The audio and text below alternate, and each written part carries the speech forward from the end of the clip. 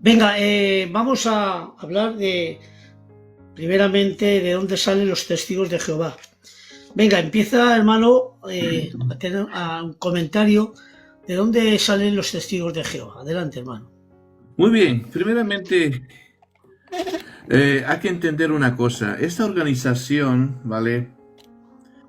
Primeramente no es cristiana. Yo siempre digo que los testigos de Jehová no son cristianos. ¿Por Muy qué? bien. Porque los testigos de Jehová niegan la divinidad de Cristo, niegan la salvación, que es por gracia, niegan la resurrección física de Cristo, ¿vale? Y niegan evidentemente a la persona del Espíritu Santo, para empezar, ¿no? Ahora, vamos a dar ahora una pequeña introducción acerca de dónde viene este movimiento.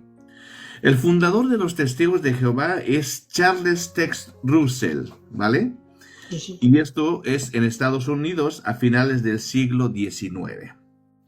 Este hombre, ¿vale? No era ningún teólogo, ¿vale?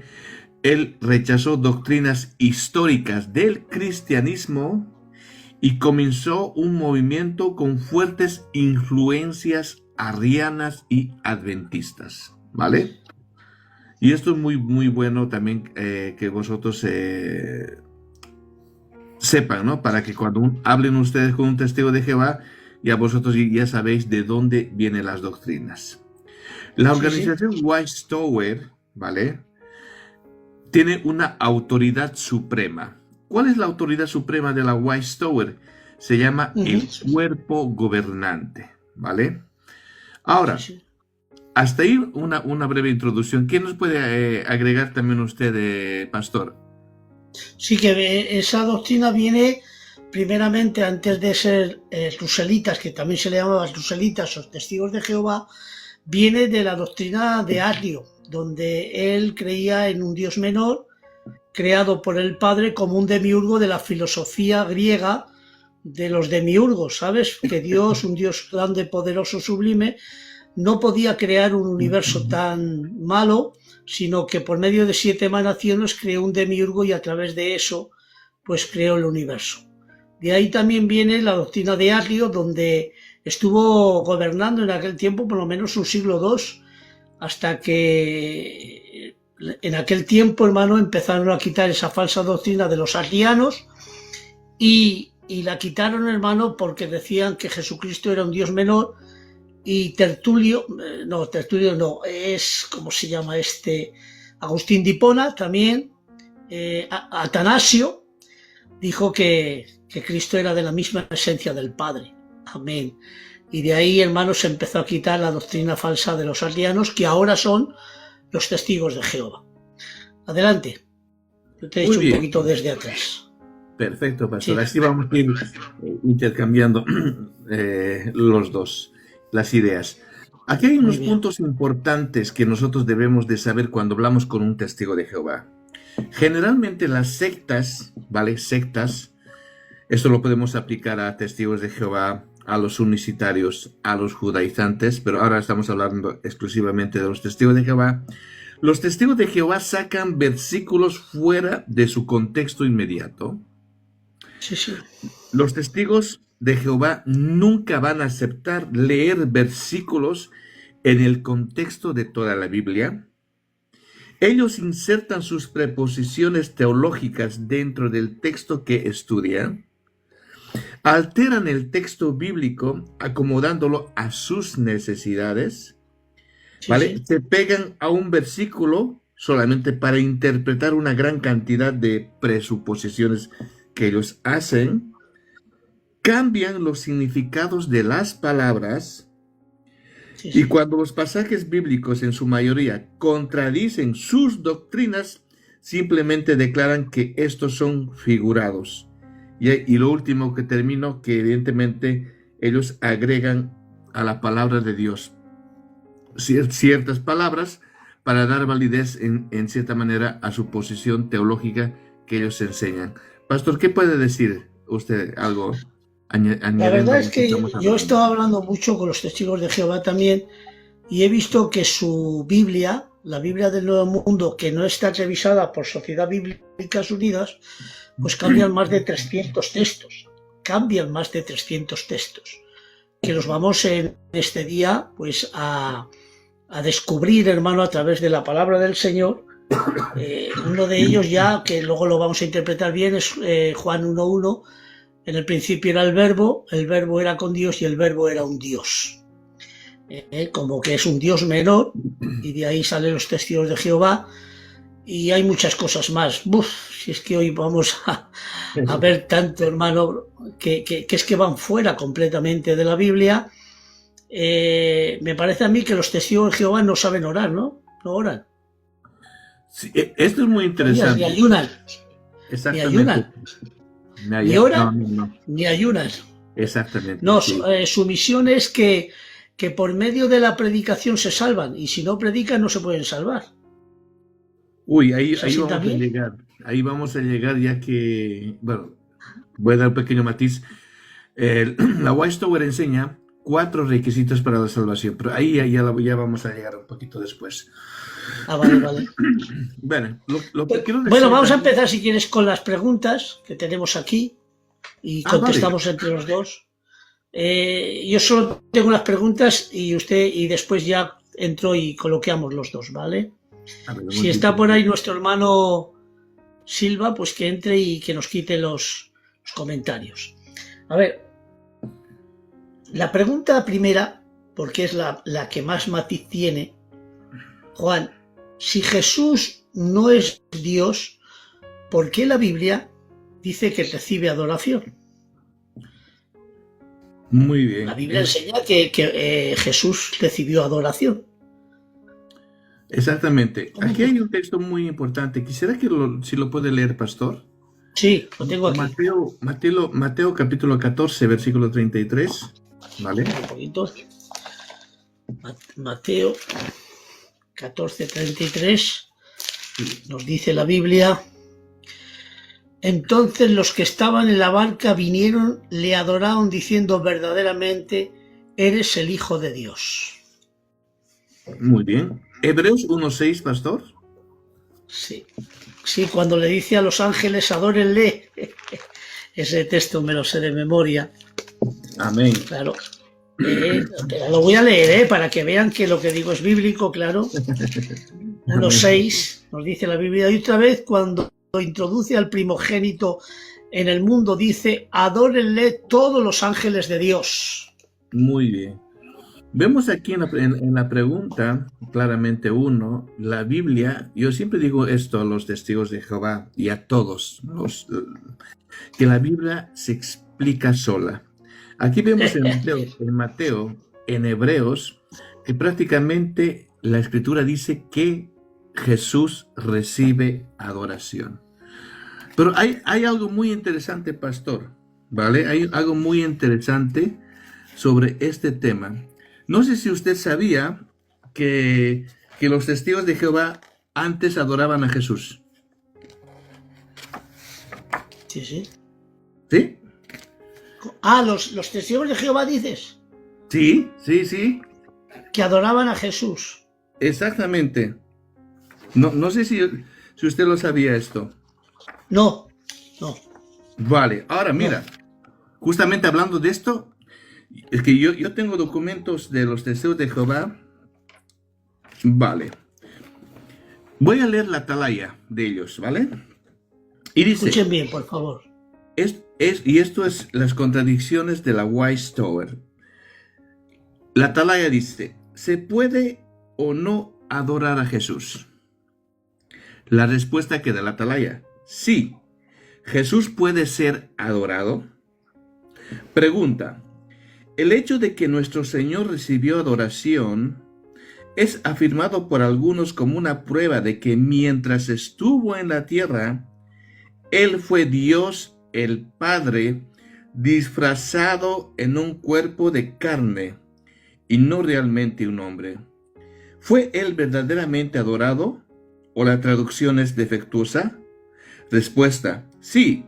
Nosotros creemos que nuestro Señor Jesús, mientras estuvo en la tierra, fue verdaderamente adorado y de manera apropiada era adecuado para nuestro Señor recibir adoración, en vista de haber sido el unigénito del Padre y su agente en la creación de todas las cosas, incluyendo al hombre. La Atalaya, 15 de julio de 1898, página 216. Ahora, por ejemplo, dice, ¿a cuál de los ángeles dijo Dios jamás, tú eres mi hijo, y hoy me he convertido en tu padre? Y otra vez yo seré su padre para él, y él será un hijo para mí. Pero cuando introduce nuevamente a su primogénito en la tierra habitada, él dice, y permitan que todos los ángeles de Dios lo adoren a él. Esto está en Nuevos Cielos y Nueva Tierra, de 1953, página 27 y 28. Ahora viene ya el cambio doctrinal de los testigos de Jehová, ¿vale? Y dicen ellos, no, Jesús no debe ser adorado, han cambiado. Y dice, él le enseñó a los hombres que no lo adoraran a él, sino a Jehová su Padre. Subo a mi Padre y a vuestro Padre, a mi Dios y a vuestro Dios. Y esto está, asegúrense de todas las cosas, página 283. Y dice, lo que yo aprendí era tan diferente de lo que había oído en la escuela cristiana a la que había asistido. Los testigos de Jehová no adoran a Jesús, más bien adoran al Dios Todopoderoso, aquel a quien el propio Jesús adoraba. Despertar, 22 de diciembre de 1987. ¿Qué quiero demostrar con esto, pastor? Vemos claramente las contradicciones que hay en la Weishaupt, en la organización Weishaupt, ¿vale? Sí. No solo con las falsas profecías, que evidentemente eso es de conocimiento de todos, sino vemos que primeramente ellos adoraban a Jesús y la traducción de la Biblia era en sí la correcta. Por eso los testigos de Jehová se han visto obligados a hacer su propia Biblia. Y esta Biblia de los testigos de Jehová evidentemente no es una Biblia neutral, sino es una Biblia teológica. ¿Por qué? Porque han cambiado términos justamente, específicamente sobre la divinidad de nuestro Señor Jesucristo y sobre la adoración de nuestro Señor Jesucristo. Sí. Hasta Luego lo cambiaron como homenaje, la adoración como homenaje. El prosquineo. El proscuneo, y luego han cambiado, porque antes eran los testigos de Jehová, ahora son los testigos cristianos de Jehová. ¿Sabías también tú? Sí, testigos cristianos de Jehová. Bueno, como hemos visto en las Escrituras, los ángeles adoran, y una de las cosas que debemos de entender es que en el Antiguo Testamento Dios no comparte su adoración con nadie. Sin embargo, sí dice el Padre a los ángeles, adórenle a él. Y eso ya tiene mucho matiz y mucha grandeza. Gloria al Señor. Amén. La pregunta es, ¿por qué Tomás llama a Jesús Señor mío y Dios mío? Uy, vale. Vale, mira. El texto es explícito, hermanos. Aquí el autor Juan, en el libro de Juan, evidentemente, nos está demostrando algo muy importante. ¿Quién es Jesús? Y comienza desde el prólogo, desde el versículo 1 hasta el versículo 8, en el cual identifica a Jesús como el verbo, y ese verbo evidentemente es Dios. Y es más, el autor Juan nos escribe literalmente lo que dijo Tomás, y Tomás llama a Jesús mi Señor y mi Dios. Y si Jesús realmente no recibiera adoración, como los testigos los afirman, evidentemente Jesús le hubiese llamado la atención a Tomás. Pero sin embargo, Jesús acepta la declaración de Señor y mi Dios. ¿Qué más puedo decir, pastor? ¿Qué más usted puede decir? A ver, pues sí, claro que sí. Mira, hay uno de los detalles para que sepamos que Jesús es Dios, y esto es una doctrina fundamental. Lo que estamos aquí hablando es en contra de las doctrinas fundamentales que altercan a nuestra fe cristiana. Por tanto, hoy tenemos que declarar que Jesucristo es Dios. Pues dice la Biblia, si no creyeres que yo soy, en vuestros pecados moriréis. Por tanto, tenemos que proclamar que Jesús es Dios, como lo dijo Tomás, aleluya, o como también incluso los judíos de aquel entonces, que tenían más conocimiento que ahora, aleluya, dice que trataron de apedrearlo, aleluya, y le dijeron, ¿quién es este? Aleluya.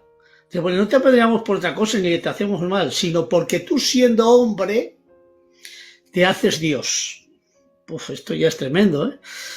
Y otros dicen, bueno, Jesús no es Dios, es hijo de Dios. Pues bueno, hay otro texto en capítulo 5, y le dicen también los judíos, ¿quién es este que llama a Dios Padre, haciéndose igual a Dios? Por tanto, hijo de Dios o Dios es completamente lo mismo, de la misma esencia, de la misma sustancia, hermano. Por tanto, ser Dios o hijo de Dios es completamente la deidad, la segunda persona de la Trinidad.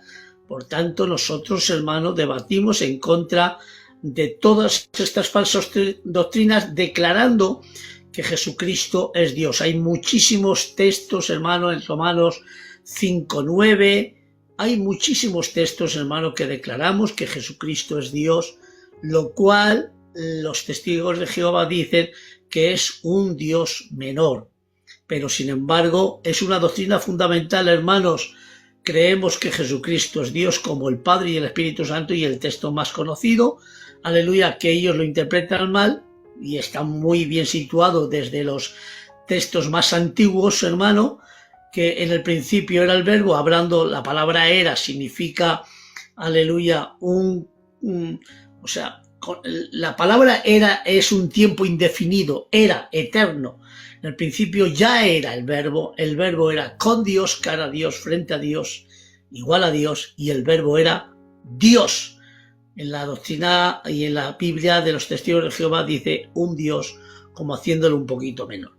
Pero vamos a entrar en una pregunta que me gusta mucho y vamos a desarrollarla bien, ¿eh? Si Jesús, como dicen los testigos de Jehová, fue creado, ¿cómo pudo crear Él todas las cosas? Wow. Esto es muy profundo, pastor, y me encanta, ¿vale? Voy a partir de Juan 1:1, cuando el autor dice claramente en el principio.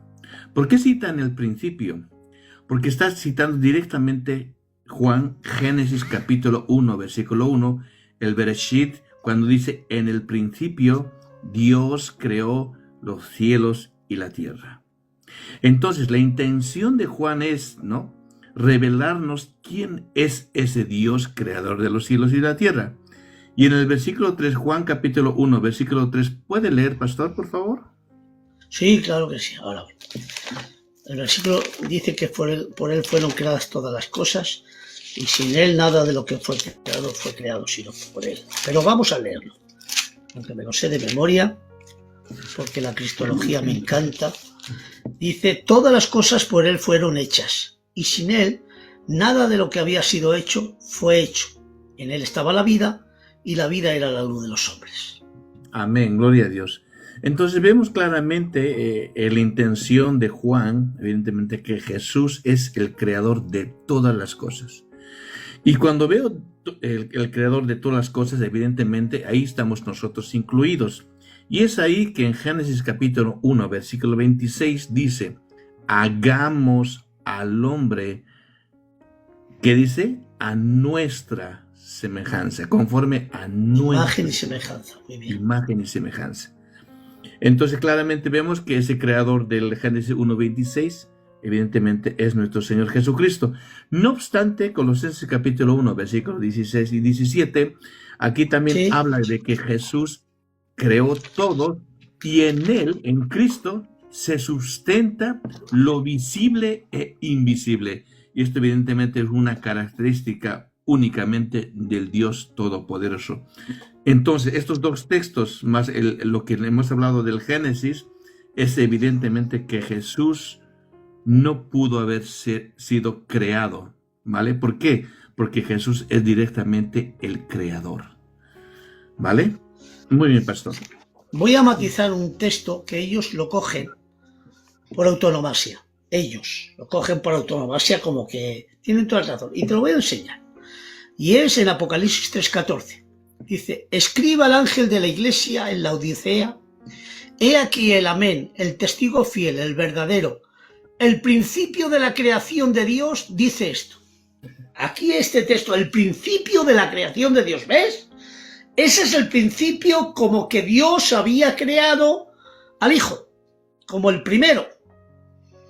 Y si lo dejaríamos así en el texto, pues tendría su parte de razón, pero es que ese texto, el principio de la creación de Dios, no fue escrito en protos, en el griego protos, sino en arket. Y la palabra en arket se traduce de esta manera que es en el texto, en el griego original koiné, y dice así, he aquí el testigo fiel, el verdadero, el principio de la creación, dice, el originador de la creación. Ese es el texto. El originador de la creación, el que dio la grandeza y el que creó toda la creación. No está hablando aquí de origen, sino de creación. Él es el creador del universo y el texto, un texto sin su contexto, es un pretexto. Por tanto, volvemos otra vez a Juan 1:3 y dice que todas las cosas por él fueron hechas. Leemos también en Colosenses 1:16, dice, porque en él, en Cristo, aleluya, fueron creadas todas las cosas, las que hay en los cielos y en la tierra, visibles e invisibles, sean tronos, dominios, principados, potestades, todo fue creado por medio de él y para él, y él es antes de todas las cosas, y todas las cosas en él subsisten, se originan. ¿Qué digo? Sí, él es el mismo, hermano, que crea, es el que sostiene, es el unificador de todo el universo. ¿Y dónde lo podemos leer también, hermano? Para que vean que el todo texto tiene que ser su contexto. Vamos a ir, hermano, a Hebreos capítulo 1 y dice, Dios, habiendo hablado muchas veces y de muchas maneras a los padres por los profetas, en los postreros días nos ha hablado en Hijo, el cual constituyó heredero de todo aquí, quien asimismo hizo el universo, siendo el resplandor de su gloria. El que me ha visto a mí ha visto al Padre. La misma imagen de su hipostasis, de su sustancia, que sustenta todas las cosas por la palabra de su poder. Dios mío de mi vida. Por tanto, no puede ser una creación él si está creando todo. ¿Es así o no, Juan? Exactamente, pastor, muy de acuerdo. Amén, amén a lo que está diciendo. Ahí está, si tienes todos los textos, si ese texto de, como he dicho, de Apocalipsis 3:14, aleluya, dice el principio de la creación de Dios, pero no es el principio por ser de origen, sino que Él es el que crea todo el universo, toda la creación de Dios. Es por medio de Él y para Él. Aleluya. Por tanto, tenemos que decir que Jesucristo es Dios y que es el creador del universo. Por tanto, aquí están los textos, hermano. Hay muchísimos más, pero bueno, vamos a parar y a seguir porque hay muchas preguntas, ¿eh? Cuarta pregunta, hermano. ¿Cómo pudo Jesús ser? Porque los testigos de Jehová dicen que si Jesucristo es el ángel Miguel. ¿Cómo pudo ser Jesús el arcángel Miguel si la Biblia dice, que Jesús es superior a los ángeles? Y eso lo dice Hebreos, ¿verdad, hermano? Sí, mira, lo puede leer, pastor, Hebreos capítulo 1, versículo 5. Sí, lo tengo. Vamos a leerlo, vamos a leer. Amén. Esto está todo en el capítulo 1, claro. Sí, aquí pone de la superioridad de Cristo, porque el libro de Hebreos, que es uno de los más maravillosos en cristología, te está hablando de la superioridad de Cristo, primero sobre los profetas, después sobre los ángeles, aleluya, después, hermanos, sobre Adán, después sobre Moisés, después sobre Josué, después sobre el sacerdocio, aleluya, después sobre el sacrificio, Después sobre el tabernáculo, Jesús es superior a todas las cosas.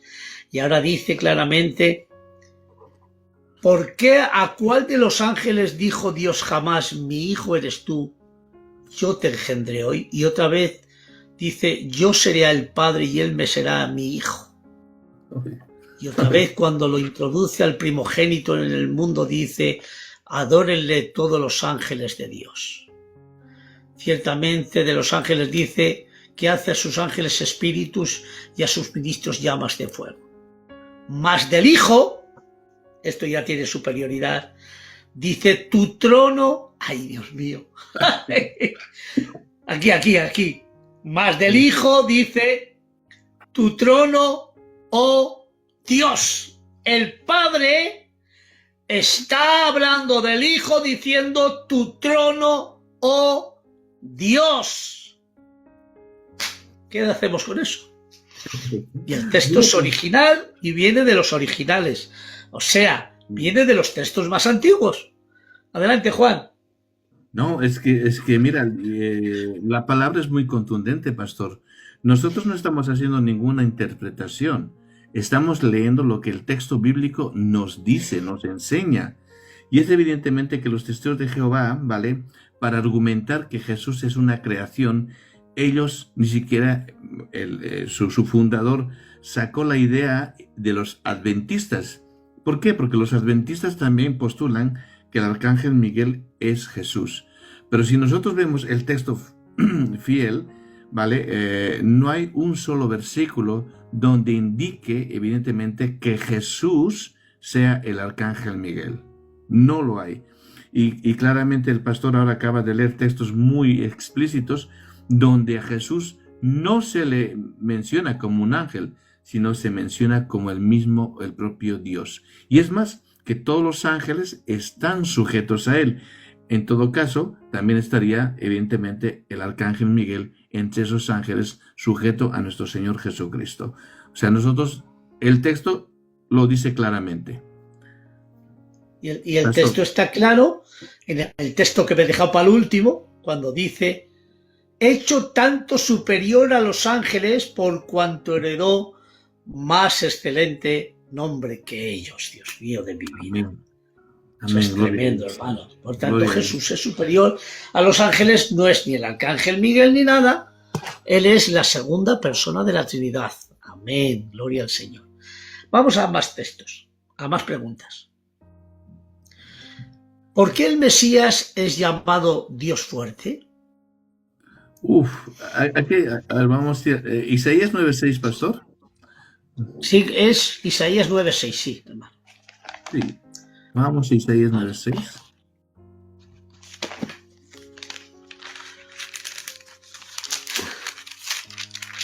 Ya está aquí. Porque un niño nos es nacido como hombre, hijo nos es dado. Qué bonito, ¿eh? Y él es principado sobre su hombro y se llamará su nombre admirable, consejero, Dios fuerte. Dios fuerte. Padre eterno, príncipe de paz. Amén. Aquí tienen un problema grande los testigos de Jehová, ¿vale? Cuando hablamos de Dios fuerte es el Gibor, ¿vale? Y este Dios fuerte también se le llama Jehová, el Gibor, ¿vale? Y aquellos dicen que Jehová es el Todopoderoso y Jesús es un Dios pequeño o un Dios menor. Pero sin embargo el texto aquí me está diciendo, la profecía de Isaías, claramente que ese niño que iba a nacer, porque un niño no es nacido, ¿vale? Gálatas 4:4, cuando viene el cumplimiento del tiempo, Dios envió a su hijo nacido de mujer. Ese niño iba a ser nada menos Dios fuerte, incluso lleva el título de Padre eterno y Príncipe de paz. Entonces, vuelvo a decir, aquí los testigos de Jehová tienen un gran problema. ¿Por qué? Porque todos los títulos de Jehová del Antiguo Testamento, justamente Juan lo aplica a Jesús. El primero y el último, el alfa y la omega, el principio y el fin. Todos estos títulos evidentemente son directamente al Dios Todopoderoso y Juan lo aplica a nuestro Señor Jesucristo. Pero quiero irme a esto. Claramente solamente el Gibor, Dios fuerte, Evidentemente, sí. el texto Es el nos está diciendo omnipotente. que Jesucristo es Dios. Amén. Por tanto, ahí está muy claro, niño nos es dado, o sea, niño nos es nacido, hijo nos es dado. Hijo de Por Dios. tanto, Jesús es hijo por eternidad. Eso también Amén. tienes que aclararlo también. Aleluya. Pero bueno, eso se aclarará otro día, hermano, sobre la Pero generación puedo eterna dar del Hijo, como dice el texto bíblico. un Eso ya pequeño muy matiz profundo. sobre esto, sobre el engendramiento eterno. Es un Sí, minutito, lo voy a hacer rápido. Cuando hablamos de engendramiento, ¿vale? Hay dos aplicaciones. El engendramiento transeúnte y el engendramiento eso, emanente. ¿Qué es el emanente. engendramiento transeúnte? Quiere decir que una mujer puede tener un hijo, ¿vale? Pero esa mujer puede tener otros hijos. Pero cuando hablamos de engendramiento emanente, esto solamente se aplica a Dios. ¿Por qué? Porque ese engendramiento no tiene ni principio ni fin. Por eso, en el libro de Hebreos, claramente Jesús, el Padre le dice, hoy te engendré. No es que le ha creado, sino que ya existía desde el principio. Y Jesús habla de esa eternidad juntamente con el Padre en Juan 17:5. Entonces, esa es la diferencia entre el engendramiento transeúnte y el engendramiento emanente. Ya está, Amén. aclarado. Sí, sí, claro, exactamente. Hay muchos que se vuelven mucho lío, pero no es lío, hermano. Por cuanto lo expresa, lo engendra eternamente. Aleluya. Por cuanto lo expresa, lo engendra eternamente por vía intelectiva. Aleluya, que es una. O sea, quiere decir que el Padre con el Hijo, hermano, lo engendra por generación eterna. Aleluya, por vía intelectiva. Y al Espíritu Santo por vía del amor. Bonito, ¿verdad? Porque el Espíritu Santo procede del Padre y del Hijo. Qué bueno, me encanta, hermano. Que es todo bíblico, que no me lo invento, que está todo bíblico. El bíblico cuando dice en el capítulo 16 que eso es algo maravilloso, ¿verdad? Es una bendición del cielo. Por eso dice, yo te engendré, pasado, hoy, en un presente eterno de Dios. Aleluya. Tú tienes un hijo, ¿verdad? Sí, Tienes un hijo. Yo hija. siempre hago esta pregunta. ¿Quién es más viejo? ¿Tú como padre o tu hijo como hijo? Siempre todos me dicen, pues yo. Pues no. Porque el día que nació tu hijo tú te convertiste en padre y él fue hijo. Hasta entonces tú no eres padre. Pero cuando nació tu hijo entonces te convertiste en padre para ser hijo. Obligatoriamente y necesariamente para ver un padre eterno se necesita un hijo eterno. Si no, no es Padre eterno. Pero bendito Padre eterno con el Hijo eterno, el Verbo eterno y el Espíritu eterno. Porque en ellos ese atributo que es incomunicable y que va dentro de su esencia es la eternidad de Dios, su eterno. Es eterno nada más. Ese atributo es incomunicable y solamente le pertenece a Dios. El no nacido. Aleluya. Él no nace. Él no tuvo principio. Él es el eterno Dios. Bendigo tu nombre. Podríamos estar aquí, porque hablar de la Trinidad y Cristología me encanta. Ya lo veo, pastor. Aleluya. Vamos a la sexta pregunta. Si Jehová no comparte su gloria, ¿por qué Jesús la comparte? Porque la comparte con Jesús, el Padre. Vale, Isaías 42:8, ¿puedes leer, pastor? Sí, hermano, vamos a ver. Yo voy a ir a Juan 17:5. Sí. 42:8.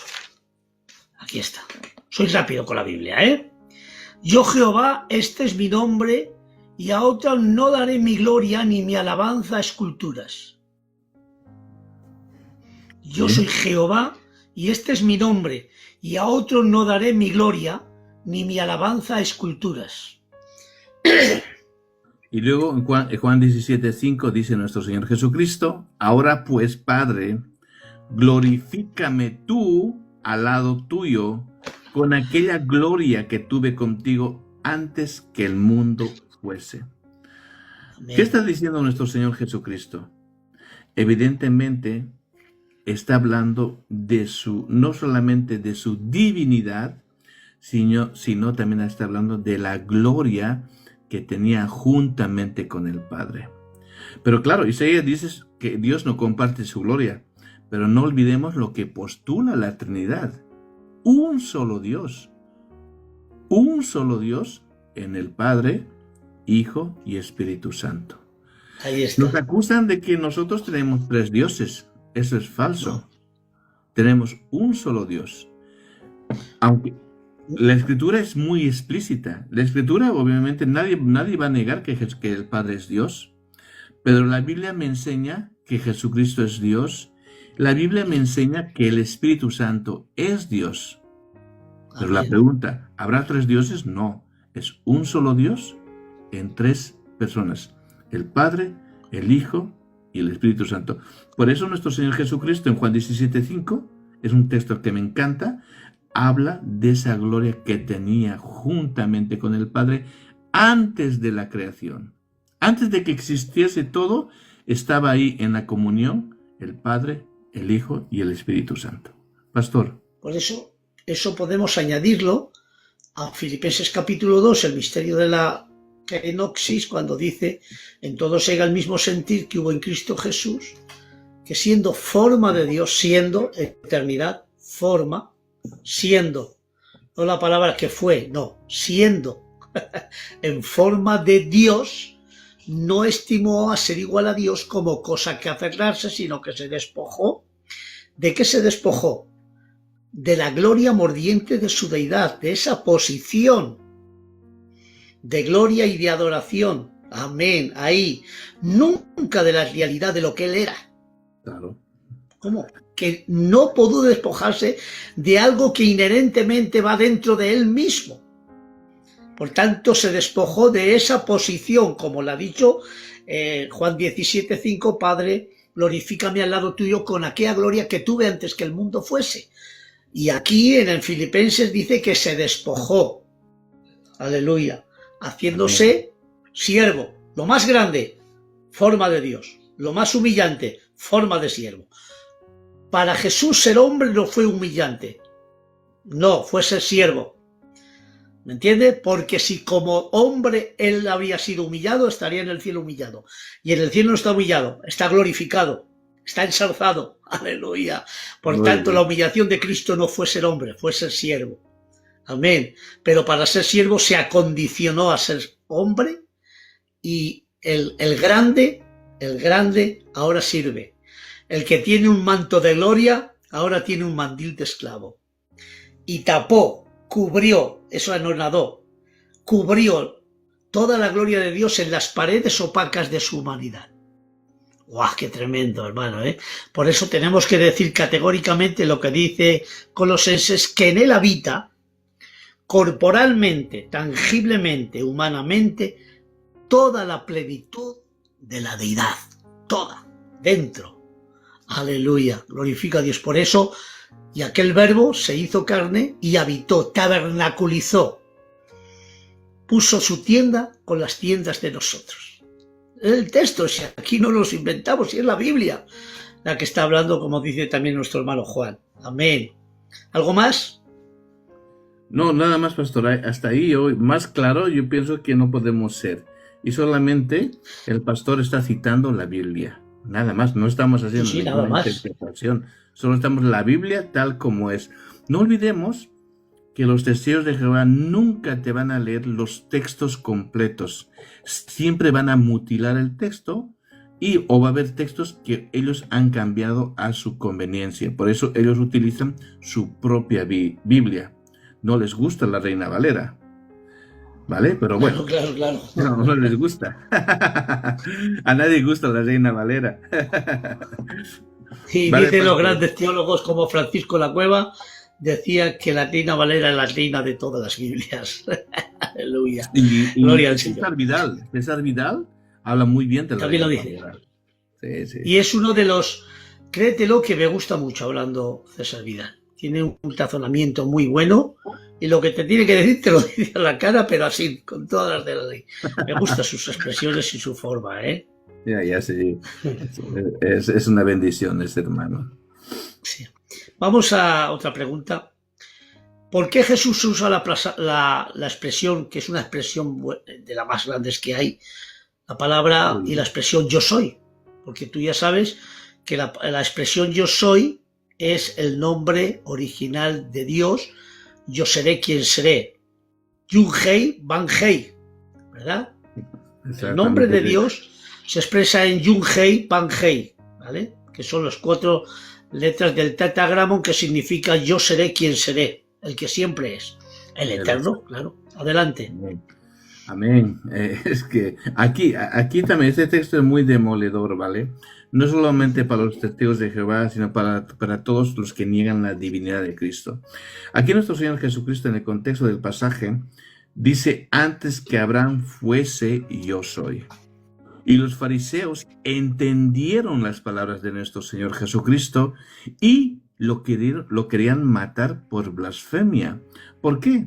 Porque él, siendo hombre, se estaba haciendo Dios. Y cuando Jesús dijo esto, yo soy, es una clara referencia al Éxodo 3:14. Pastor, ¿lo puede leer el Éxodo 3:14, por favor? Sí.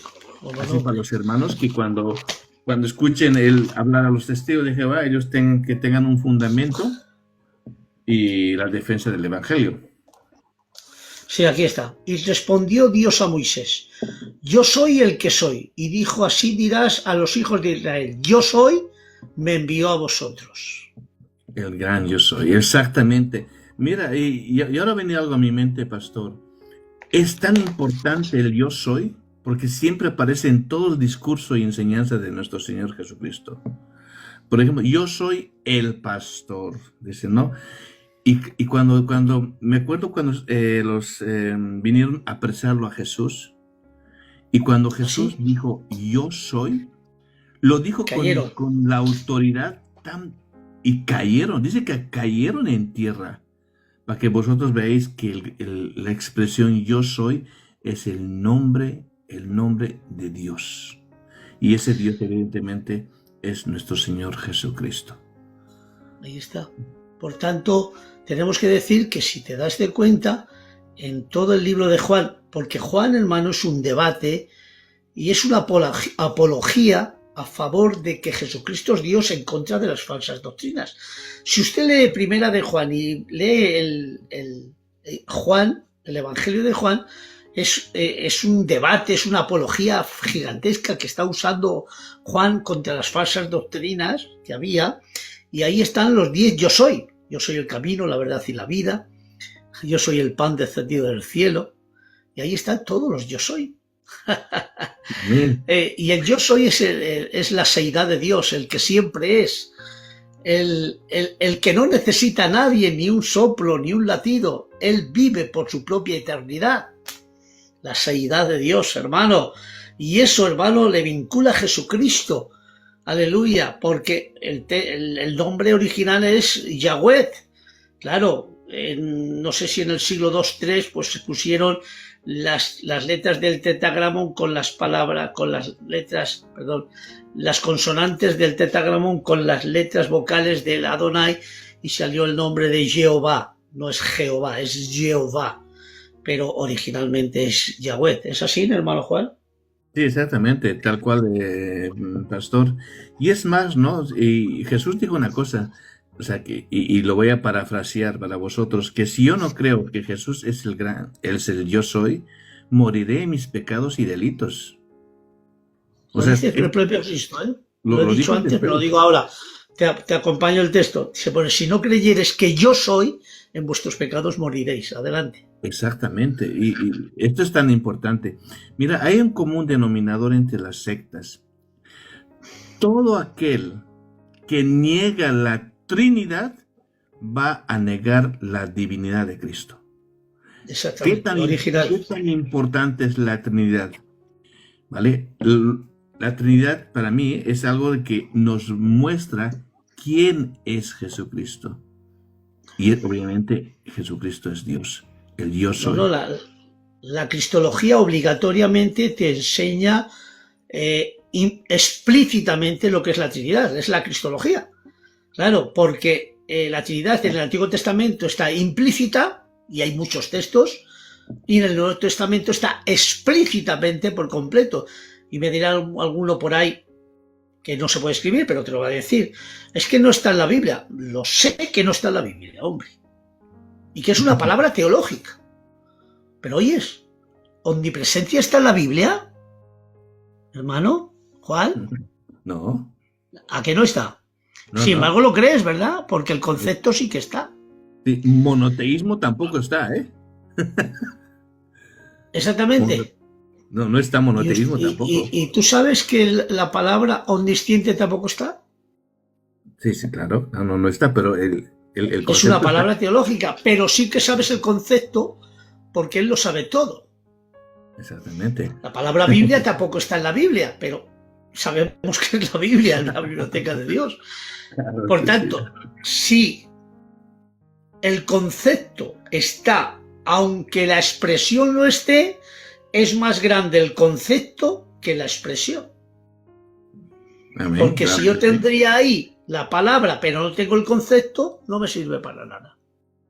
Sí, como la unión hipostática. Eso no está en la Exactamente. Biblia.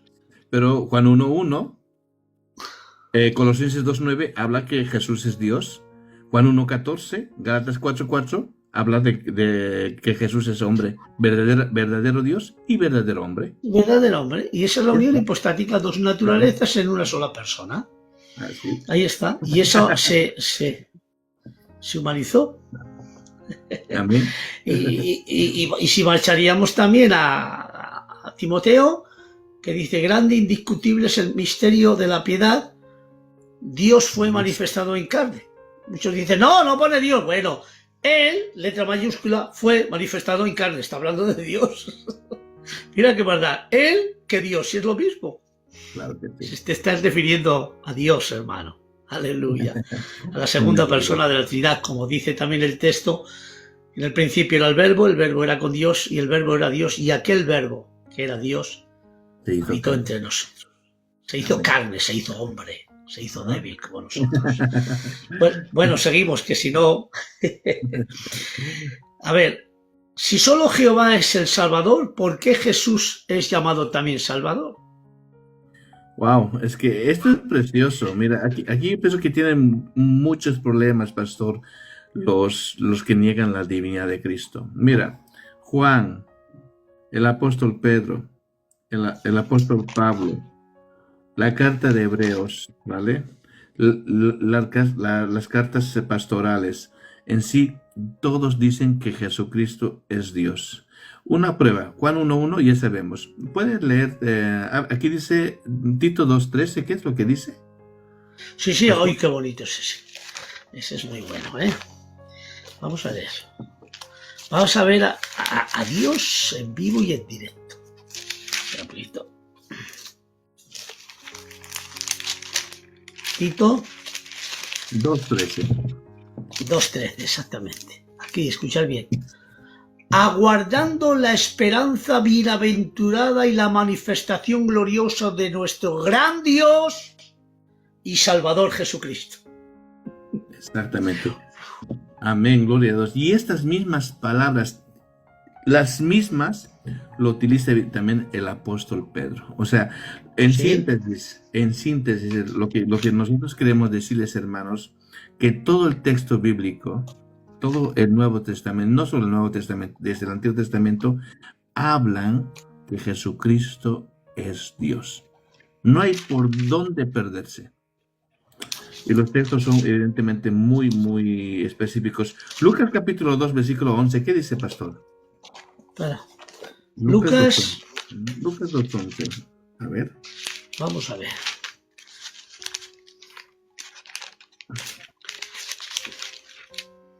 Lucas 2:11 nos dice...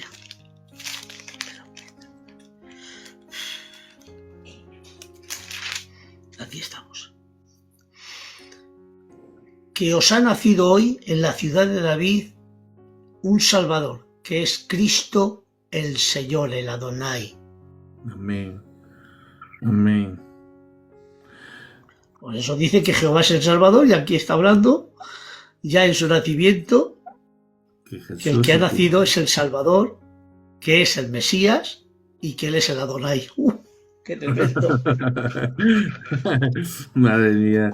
Y mira, solamente estamos leyendo la palabra, pastor, y la palabra se explica sola, ¿eh? Nadie Sí, nos sí, puede sí, acusar claro. que Sí. estamos manipulando, ¿eh? Gloria a Dios. Vale, pastor, la siguiente. A ver, el 9.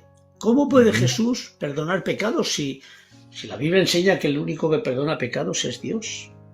Ay, ¿qué hacemos con ese texto, pastor? No, lo ¿Cómo? vamos a anular, lo vamos a perder, a ver, para que ellos Hay se que queden más borrarlo de la descansados, Biblia. pero no se puede, no puede. ¿Puede leer Marcos capítulo 2, versículos 5 al 7, pastor? Por favor. Sí, Y esto es Marcos, interesante. Marcos capítulo 2, versículos 5 al 7. vale, a ver. Y mientras busque, es que esto es demoledor para los testigos de Jehová y para todos los que niegan la divinidad de Cristo, porque sabemos que solamente Dios puede Puede perdonar perdonar pecados. pecados. Solo Y Dios. vamos a leerlo, al texto, vosotros al Vamos al texto. texto. Ahí está. Al ver Jesús la fe de ellos, dijo al paralítico: Hijo, tus pecados te son perdonados. Estaba allí sentado alguno de los escribas. Espera un poquitín. Ahí está. Dice, ahí estaba alguno de los escribas, los cuales cavilaban en sus corazones. ¿Por qué habrá esto así? Blasfemia, dice. ¿Quién puede perdonar pecados sino solamente Dios? Y conociéndolo Jesús el Espíritu, en su espíritu, que cavilaban de esta manera dentro de sí mismo, les dijo: ¿por qué caviláis en vuestros corazones? Porque es más fácil decir al paralítico: tus pecados te son perdonados, o decir: levántate, toma tu lecho y anda.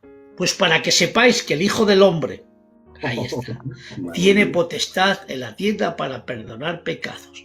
Le dijo al paralítico: a ti te digo, levántate, toma tu lecho y vete para tu casa. Oye, pastor, este texto hay tres verdades, pero verdades prácticamente absolutas. La primera verdad que nos está revelando el texto, que solamente Dios perdona pecados, y vemos que Jesús perdona pecados. La segunda verdad que yo veo en el texto dice que Dios conocía los pensamientos de esas personas. Y esto es Omnisciencia. solamente un atributo exclusivo de Dios. Y el tercer punto que me es fascinante es cuando dice Jesús: yo soy el Hijo del Hombre. Esta es una clara referencia a Daniel capítulo 7, el Hijo de Hombre, que habla específicamente de la divinidad de nuestro Señor Jesucristo. O sea, este texto prácticamente destruye todas esas doctrinas falsas que atacan a la verdad y a la divinidad de nuestro Señor Jesucristo. Pastor. Por eso, la señal inequívoca para que ellos entendieran que Jesús puede perdonar pecados, y ahora dice: os voy a dar la señal. Primero le perdono el pecado y ahora les voy a decir, pues para que sepáis que el Hijo del Hombre tiene potestad para perdonar pecados, ahora os enseño la señal.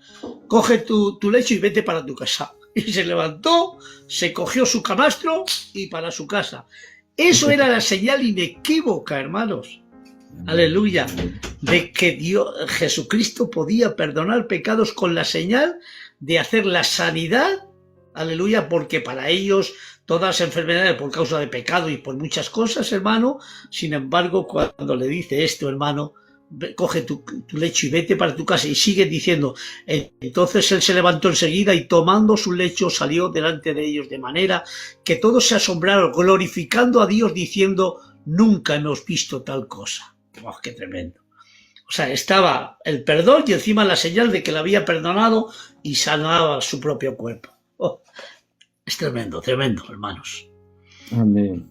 Vamos a ver a la décima. Vamos a hablar ahora de la tercera persona de la Trinidad, el Espíritu Santo. Si el Espíritu Santo es una fuerza, ¿por qué habla? Wow. ¿Cómo puede ser eso? Exactamente. Y hay algo curioso, cuando Primero quiero que sepan que es una fuerza activa. Una fuerza activa es como la electricidad, ¿vale? Eso es una fuerza activa. Adelante. Exactamente, ya, ahí quería ir. Cuando tú entras a la web de los Testigos de Jehová, ¿vale? Encontramos un artículo que es el Espíritu Santo. Lo curioso de este artículo, que ellos mismos reconocen que la traducción correcta a Ruach es espíritu. Pero sin embargo, en su Biblia, Génesis capítulo 1, versículo 2, no está traducida como espíritu, sino como una fuerza activa de Dios. La pregunta, ¿por qué los testigos de Jehová traducen de esta manera, sabiendo que evidentemente Ruach es espíritu? Ahora, al tema. Como es una fuerza activa, pero claramente el texto bíblico nos dice que el Espíritu Santo habla, el Espíritu Santo se entristece, el Espíritu Santo... El texto de entristecer dice, no contristéis al Espíritu Santo sabiendo que fuisteis sellados para el día de la redención. Palabra contristar, entristecerlo en grande manera. Adelante. Amén, gloria a Dios. También hablamos de la blasfemia en contra del Espíritu Santo. ¿Cómo tú puedes blasfemar contra algo, una fuerza, como la electricidad, por ejemplo? Pero sin embargo, vamos a Hechos capítulo 13, versículo 2. Vamos a ver si realmente es una fuerza activa o es alguien. Pastor. 13:2, hermano. Vamos a ver. Dice la Biblia. O sea, perdón, 13:2 aquí. Ministrando estos al Señor y ayudando, dijo el Espíritu Santo, apartarme a Bernabé y a Saulo para la obra a los que he llamado. Ala, ¿qué hacemos ahora, pastor? El texto dice que el Espíritu Santo habla. La pregunta es una pregunta lógica. ¿Cómo una fuerza puede hablar? ¿Qué me puede decir usted, pastor? A ver, explíqueme. Es imposible. La electricidad no habla. Exactamente. La electricidad no tiene tristeza, ¿verdad? Ni sentimientos. No. Te pega un calambrazo que te mata. Hasta ahí nomás. Y es más, Juan 14:26 dice, mas el Consolador, el Espíritu Santo, a quien el Padre enviará en mi nombre, Él os enseñará todas las cosas y os recordará todo lo que yo os he dicho. El Paracletos de Dios, el Espíritu Santo, el Ruach de Dios, ¿vale? Él es nuestro Maestro, Él lo es todo. Y claramente nuestro Señor Jesucristo está identificando a ese Espíritu Santo que Él vendría a enseñarnos todo. O sea, no tiene ninguna lógica decir que el Espíritu Santo es una fuerza, ya que la misma Biblia al Espíritu Santo le da una personalidad en específico. Pastor. También hay otro texto que el Espíritu Santo tiene conocimiento y dice, porque el Espíritu Santo todo lo escudriña aun lo profundo de Dios. Escudriñar significa sacar a luz todo lo profundo de Dios. ¿Y quién lo saca? El Espíritu Santo. La pregunta sería, te voy a hacer una pregunta. ¿Tú sabes qué es lo profundo de Dios? ¿Qué es lo profundo Cristo. de Dios? Cristo es lo profundo de Dios. Por eso el Espíritu Santo no habla por su propia cuenta. Porque aleluya, no hablará por su propia cuenta, sino que todo lo que llene de mí, lo profundo de Dios. Que estoy en el Padre, porque todo el Padre es mío, Él os lo enseñará. Todas las cosas que han de venir. Y hay otro texto también, para que vean que el Espíritu Santo tiene voluntad y que no es una fuerza activa. Dice, y Él da los dones, el Espíritu Santo da los dones como Él quiere. Eso es voluntad. Bendigo tu nombre, Jesús, y que no lo entiende. Gloria a Dios. Si es que mejor ya es imposible. Y es todo Biblia, ¿eh? Aquí no estamos hablando teología, no. Aquí estamos hablando todo Biblia, ¿vale? Vamos a ver. ¿Por qué mentir al Espíritu Santo es mentir a Dios?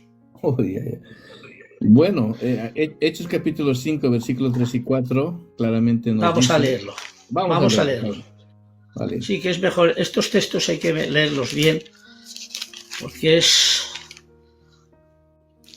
El que tenga Biblia también. 5, Hechos capítulo Capítulo 5, 5. versículos 3 y 4. Vale. 5, Y dijo Pedro, Ananías, ¿por qué llenó Satanás tu corazón para que mintieses al Espíritu Santo y sustrajeses del precio de la heredad? Que teniéndola, no se te quedaba a ti, vendiendo, no estaba en tu poder. ¿Por qué pusiste esto en tus corazones? No has mentido a los hombres, sino a Dios. Mentir al Espíritu Santo es mentir a Dios. Adelante. Bueno, que el texto nosotros no podemos negarlo, ¿vale? No podemos hacer una interpretación privada. Por eso yo anteriormente les dije cómo las sectas trabajan, negando textos, mutilando textos. Evidentemente no les conviene el texto inmediato de lo que se está leyendo. Y aquí el texto me está diciendo explícitamente que el Espíritu Santo no es una fuerza, sino me está enseñando que el Espíritu Santo es Dios. Entonces vemos claramente aquí la revelación completa de Dios es el Nuevo Testamento, en el cual ahora al Espíritu Santo lo llama directamente mentir a Dios. Nada más, pastor. A ver, ¿algo más? ¿O si usted quiere... Sí, venga, a ver. Sí, ya está. Dice, ¿por qué es llamado Jesús, me parece a mí, el primero y el último? El alfa y la omega. ¿Qué nos puedes decir de ello? Apocalipsis capítulo 1, pastor. Sí, vamos a leerlo. Todos los textos hay que leerlos para que veáis, hermano, que es la Biblia la que habla y no somos nosotros. Capítulo 1 y... A ver, ¿dónde está? ¿Has dicho capítulo 1 y qué más? Sí. Apocalipsis capítulo 1, sí. Versículos 17 y 18. 8. 17 y 18. Vale. 17 y 18.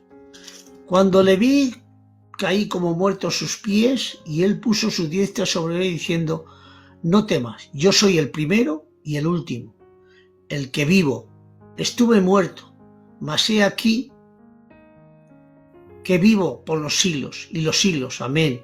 Y tengo las llaves de la muerte y del Hades. Amén, gloria a Dios. Aquí Juan está identificando a Jesús como el primero y el último, ¿vale? Y aquí tienen un problema los testigos, porque si niegan que Jesucristo es el primero y el último, porque ellos dicen que es en cuestión de creación, ¿vale? Isaías 44, versículo 6, afirma que Jehová es el primero y el último. Entonces, si ellos niegan que Jesucristo es el primero y el último, también se estarían metiendo en un problema negar que Jehová es el primero y el último. Pero ¿cuál es la intención? Vuelvo a decir, ¿cuál es la intención de Juan? De revelarnos a nosotros quién realmente es nuestro Señor Jesucristo. Y aquí, explícitamente, nos está diciendo que Jesucristo es Dios, el primero y el último, el alfa y la omega, el principio y el fin. Ahí ya son textos muy explícitos en los cuales nosotros... Sí, pero podemos leer unos textos más atrás y dice, aleluya, y de Jesucristo el testigo fiel, el primogénito de entre los muertos, el que primero resucita, el soberano de los reyes de la tierra, al que nos amó y nos lavó nuestros pecados con su sangre, y nos ha visto reyes y sacerdotes. Aquí la palabra reyes y sacerdotes sería, y nos ha hecho un reino de sacerdotes para Dios, su Padre, y a él sea la gloria y el imperio por los siglos de los siglos. He aquí viene con las nubes, y todo ojo lo verá, al que traspasaron, y todos los linajes de la tierra harán lamentaciones por él. Sí, amén. Y aquí me encanta, porque aquí coordina con lo que dices. Yo soy el alfa, la omega, el principio, el fin, el que es, el que era y el que ha de venir, el todopoderoso. Amén. Qué textos, hermano. Tremendo, tremendo. Ahí está. Es que es la Biblia. Gloria a Dios. Mi alma te adora, Jesucristo. Amén. Por tanto, Él es el primero, el último, el alfa. Y eso también lo dice en el Antiguo Testamento. Dios mismo, yo soy el primero y el último. Y lo dice Cristo, que es el mismo. Aleluya. Es el mismo Dios que se autorrevela y subsiste en tres personas, Padre, Hijo y Espíritu Santo. Vamos a la siguiente pregunta. Vamos a ver. ¿Por qué se añade la palabra otras en Colosenses 1:16? Vamos a ver. Quiero que me lo expliques bien. Colosenses 1:16. Vamos a ver.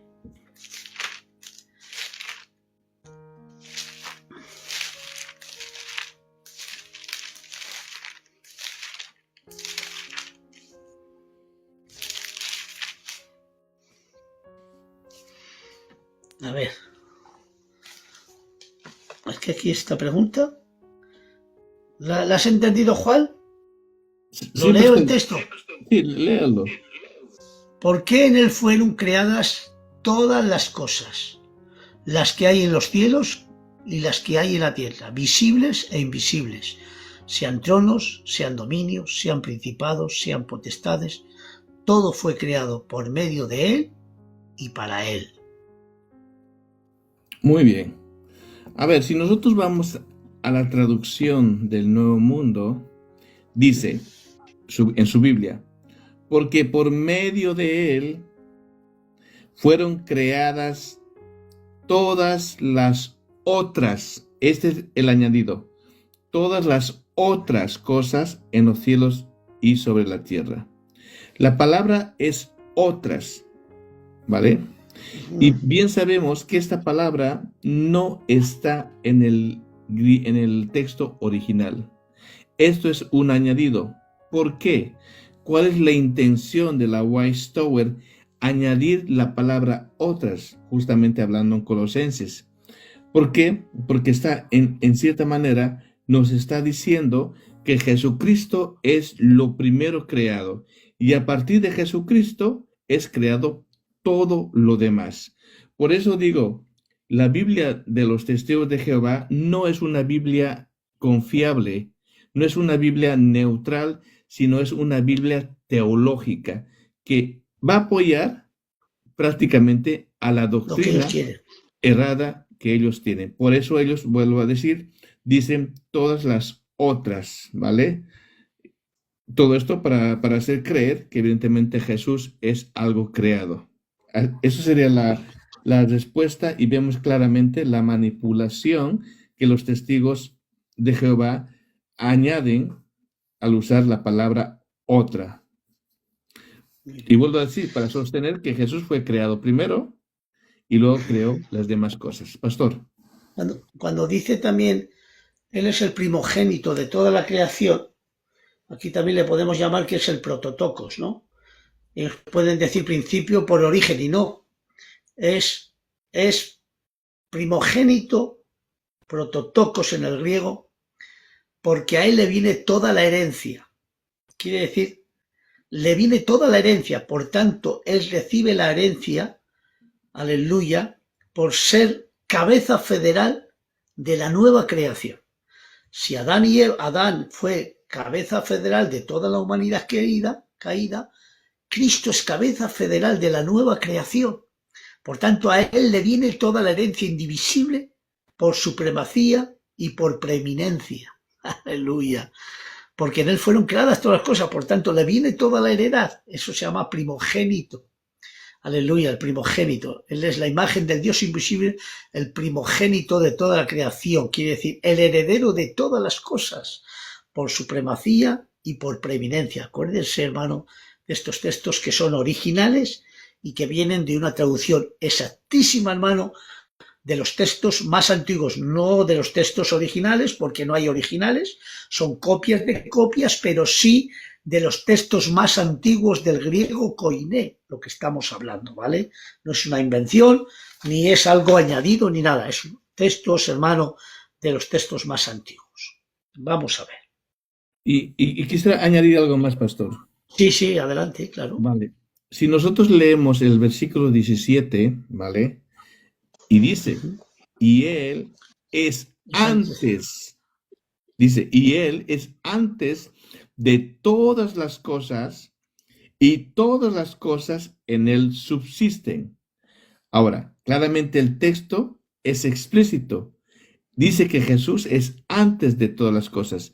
Esto prácticamente destruye la manipulación que hemos visto que los testigos de Jehová hacen sobre el texto bíblico.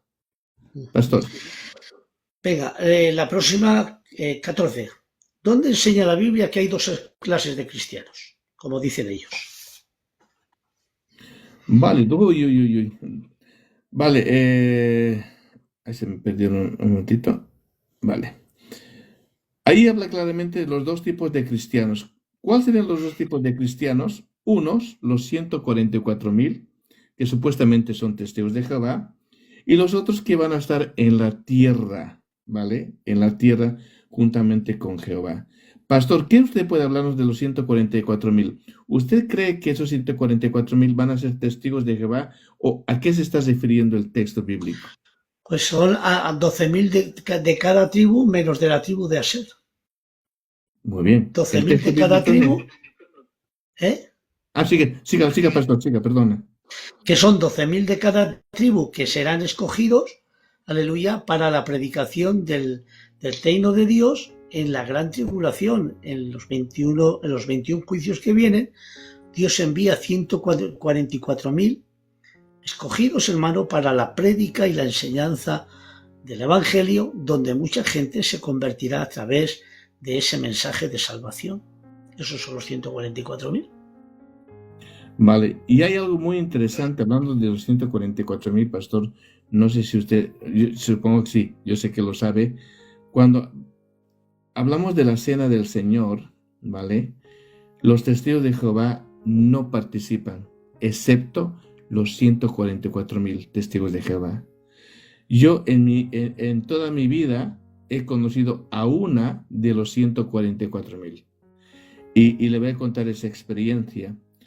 Y había una señora, ya tenía sus años y estaba sentadita, pero todos ellos prácticamente a la señora la veían como alguien muy especial, ¿vale? Y estaba muy atendida, muy arropada la señora. Y me dijeron, ella es una de los 144,000. Y me llamó la atención. Y yo le dije, ¿yo puedo hablar con ella? Y me dijeron, claro que sí. Entonces entablamos una conversación con ella. Y yo le pregunté, ¿cómo usted sabe que es una de los 144,000? Y ella me dijo algo muy curioso. Me dijo que Dios le había revelado en sueños que ella era uno de los 144,000. Y de repente, pastor, entró en trance. Empezó a entrar en trance y empezó a temblar la señora. Algo, digamos que, wow, esto evidentemente no es de Dios, ya que hay algo espiritual muy fuerte. Y luego vinieron los testigos, la arroparon y ya está. Pero solamente me dijo eso. Y evidentemente, solamente los 144,000 pueden participar de la cena del Señor. Y yo no sé, hermano, de dónde se inventan eso, pero la Biblia no enseña eso. Son 12.000 de cada tribu menos de la tribu de Aser. No sé. Pero mira. Eso es el texto bíblico. No dice que son los 144.000 que solo van a alcanzar al cielo y van a celebrar las bodas del Cordero allá, la gran cena. Es que no pega ni con pegamento, super G. Ya. Pero bueno. Hablando de las dos clases de cristianos, pastor, ¿puede leer Efesios capítulo 4, versículos 4-6, por favor? Sí, claro que sí. Efesios. Sí, que dice de un espíritu. La unidad. 4. Efesios 4, versículos del 4 al 6. Así. O sea, del 4 al 6. Un cuerpo y un espíritu, como fuisteis también llamados en la misma esperanza de vuestra vocación. Un Señor, una fe, un bautismo, un Dios y Padre de todos el cual es sobre todos, por todos y en todos. Amén. No hay excepción. Exactamente. La Biblia nos dice que nosotros somos un solo cuerpo, una iglesia. Aquí no hay ciudadanos de primera ni ciudadanos de segunda. Yo pienso que el texto bíblico es muy explícito en ese sentido. ¿Está de acuerdo, pastor? o puede Sí, claro, añadir. claro. Pero vamos a seguir con la pregunta, de alguna Vale. manera. Si solo 144.000, como hemos dicho, van al cielo, ¿qué dice Jesús de esto? Muy bien. ¿Puede leer Juan capítulo 14, versículos 2 y 3, por Sí, favor, pastor? Juan A ver si 14. Juan 14, 2, 3, Vamos a ¿vale? ver si pega con pegamento. Juan 14, 2 y 3. sí, claro. Pero vamos a leer ya el primero. No se turbe vuestro corazón. Creéis en Dios, creed también en mí. En la casa de mi padre muchas moradas hay. Si así no fuera, yo lo hubiera dicho. Voy pues a preparar lugar para vosotros. Y si me fuera y os prepararé lugar, vendré otra vez y os tomaré a mí mismo, para que donde yo estoy, vosotros también estéis conmigo. Amén, gloria a Dios. Aquí, ¿usted cree que solamente 144,000 vamos a estar juntamente con Dios? ¿O es una Pues está promesa para generando toda la iglesia? todos. ¿Ah? Hay, hay, hay un texto también que te acoplo en capítulo 17, después de que está haciendo la oración sacerdotal. Hay un texto que me encanta y voy a hacerlo expresión como predicando, ¿no? Dice, Padre, te voy a pedir la última expresión, la última oración, porque es la oración grande sacerdotal. Ahí está, para que sean uno como yo y tú, Padre mío, somos uno, tú en mí y yo en ti. Cuando ya va a terminar, dice, ¿me dejas la última petición? Es una forma de hablar, ¿eh? Dice, venga, dice, Padre, quiero que donde yo estoy, también ellos estén conmigo. Dios mío de mi vida, si está hablando generalizando a todos, porque está orando, dice, no te pido tan solo por estos, sino por los que han de creer en estos. Dios mío, si estaba orando hasta por nosotros, Jesús. ¿Qué te Amén. parece, Juan? No, es que esto es evidentemente una promesa, una verdad absoluta, que nosotros tenemos esta esperanza con nuestro Señor Jesucristo. Claro que sí. Jesús estaba orando por no te pido por esto, sino por los que han de creer en esto. Que los apartes del mal. No te pido que los quites del mundo, pero que los apartes del mal. Amén. Aleluya. Y qué bien. Quiero que donde yo estoy, también estén conmigo. Yo voy a estar con Cristo, hermanos. Y esa es mi esperanza. Aleluya. Porque donde Amén. esté el Señor, estará su servidor. Yo quiero estar ahí, hermanos. Oh, gloria a Dios. Estoy sintiendo a Dios, hermanos. Aleluya. Amén, gloria a Dios, Señor. Vamos a ver. Y ahora vamos a seguir, claro. ¿Por qué la gran multitud está delante del trono? Eso está en Apocalipsis, ¿no? Sí, porque la gran multitud está delante del trono. Apocalipsis capítulo 7, versículos 9 al 15, pastor. Vamos a ¿Vale? ver. No olvidemos que los testigos de Jehová, ellos solamente dicen que solamente 144,000 van a estar juntamente con Jehová, ¿vale? Pero vemos que los textos bíblicos aquí nos están enseñando otra realidad, ¿vale? La realidad, Vamos a ver. evidentemente, Venga. de la verdad. Pastor, ¿A dónde está? ¿En qué texto? Apocalipsis Capítulo 7. capítulo 7, versículo 15. Del 9 al 15, por favor. Después de esto miré, he aquí una gran multitud, la cual nadie podía contar, de toda nación, tribu, pueblos, lenguas, que estaban delante del trono y de la presencia del Cordero de Cristo, vestidos con ropas blancas y con palmas en las manos. Y clamaban a gran voz diciendo, la salvación pertenece a nuestro Dios, al que está sentado en el trono y al Cordero. Y todos los ángeles estaban en pie alrededor del trono, y los ancianos, aleluya, y los 4 seres vivientes se postraron sobre su rostro delante del trono y adoraron a Dios, diciendo amén. La bendición y la gloria, la sabiduría, la acción de gracia, la honra, el poder, la fortaleza, sea a nuestro Dios por los siglos de los siglos. Entonces uno de los ancianos habló diciéndome, estos que están vestidos de ropas blancas, ¿quién son y de dónde han venido? Y yo les dije, Señor, tú lo sabes. Y él me dijo, estos son los que han salido de la gran tribulación y han lavado sus ropas y las han emblanquecido en la sangre del Cordero. Por esto están delante del trono de Dios y les sirven de día y de noche en su templo. El que está sentado en el trono extenderá su tabernáculo sobre ellos. Ya no tendrán hambre ni sed, y el sol no caerá más sobre ellos, ni el calor, porque el Cordero que está en medio del trono los pastoreará los guiará a fuentes de agua de vida, y Dios enjuagará todas las lágrimas de los ojos de ellos. Amén, pastor. Esa es la adoración celestial. Oye, ahora, ¿qué hacemos, pastor? Aquí nos dice el texto, una gran multitud. No solamente habla de 144,000, dice una gran multitud de todas las naciones. Mira, para que veáis, hermanos, que la Biblia, una cosa es lo que la White Tower, los testigos de Jehová enseña, ¿vale? Y otra cosa es las escrituras. Hay algo muy interesante que quiero decirles. La White Tower, ¿vale? Prohíbe, esto quiero, y esto yo tengo aquí, todas las atalayas.